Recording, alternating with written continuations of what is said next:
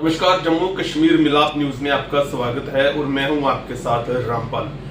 आपको बताएं कि जिस तरीके से पाकिस्तान को जो है एक बार फिर से भारत से मुक्की खानी पड़ी है और उसकी कायराना जो हरकत थी उसको मुंह तोड़ जवाब मिला है।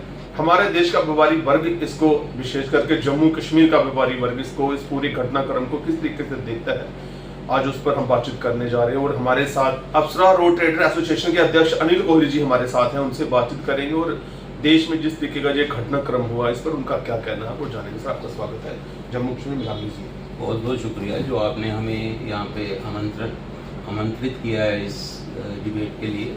आपका मैं तहे दिल से शुक्रिया अदा करता हूँ। अनिल सर, जो सिचुएशन अभी बनी उस पर पूरा देश जो है वो एकजुट था, तो सबसे पहले आपसे जानना चाहेंगे पाकिस्तान ने जो कायराना हरकत की, जो क्योंकि पाकिस्तान अक्सर इस तरीके की घटनाएं जो है वो करता रहता है और मुंह की भी खाता है हमारे देश से। सर, इसको किस तरीके से देखते हैं, खास करके हमारा व्यापारी वर्ग किस तरीके से देखता है? ये जो पाकिस्तान की ये कोई नई बात नहीं है, ये शुरू से ही पाकिस्तान की हो रहा है स्वभाव। उनकी कंट्री का ऐसा है कि वो हर बार यहाँ पे कोई ना कोई हमारे कुछ वारदात करते हैं और उसके बाद उनसे वो संभला नहीं जाता और फिर वो माफ़ी मांगने पे आ जाते हैं। पहलगाम की घटना हुई है, ये बड़ी निंदनीय है। ये देखिए, ये जो वहाँ पे हमारे जो टूरिस्ट है वो हमारा अन्नदाता है। जितना हम पैसा जो स्पेशली श्रीनगर वाले हैं वो तो टूरिज्म से ही कमाते हैं। अगर टूरिस्ट नहीं होगा तो उनका काम नहीं रहेगा। अब ये जो सीज़न था ये पीक पे था हमारा टूरिज्म का और इसी टाइम पे उन्होंने मौका देख के ये वारदात की है और इसमें 28 निर्दोष लोगों की हत्या कर दी। उससे ये हुआ कि जो श्रीनगर का जितना भी बिजनेस था वो आज की डेट में बिल्कुल ठप हो गया और इसमें व्यापारी वर्ग का इतना बड़ा नुकसान है, क्योंकि जो ये देखिए ना, जो गवर्नमेंट एम्प्लॉई है उनको तो सैलरी मिलेगी, लेकिन जो बिजनेसमैन है वो तभी कमा सकता है अगर उसके पास क्लाइंट होगा, कस्टमर हो। तो उससे ये देखिए कितना नुकसान हुआ है।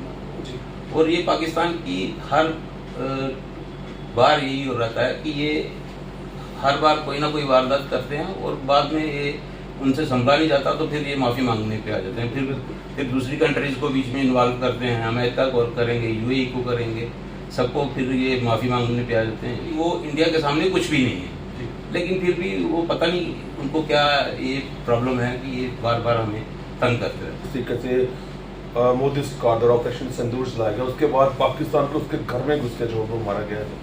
सर, इसको क्या कहना चाहिए सर? ये देखिए जी, जब से मोदी सरकार आई है तब से ये हमारी जो आर्म फोर्सेज हैं जितनी भी हैं उनका मोरल बड़ा हाई है और मोदी जी ने उनको खुली छूट दे रखी है। उसके और साथ में जितने हमारे जो अब डिफेंस सिस्टम है वो उन्होंने इतना अपग्रेड कर दिया है कि हम दुनिया के किसी भी देश के साथ कोई भी हम उनको मुंह तोड़ जवाब दे सकते हैं।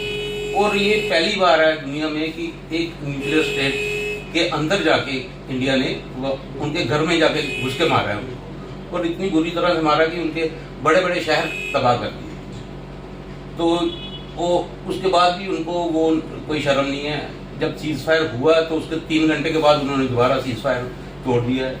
अब बार बार वो यही हरकतें करते हैं तो इसकी उनको दोबारा से कोई ना कोई पनिशमेंट तो मिलेगी। सर, पाकिस्तान एक बार फिर से इस पूरे घटनाक्रम के बाद एक्सपोज हुआ है। जैसे वहाँ पर जो आतंकवादी मारे गए उन आतंकवादियों के जनाजे में जिस तरीके से वहाँ के राजनेता, वहाँ के जो आर्मी के जनरल वो जिस तरीके से वहाँ पे शामिल हो रहे हैं, तो पाकिस्तान की पूरी तरीके से ये एक्सपोज हो रहा है कि पाकिस्तान एक बहुत बड़ी आतंकवादी जो है वो आतंकवाद की फैक्ट्री है। वो तो अब सारी दुनिया को पता चल गया कि ये आतंकवाद की एक फैक्ट्री चलाता है।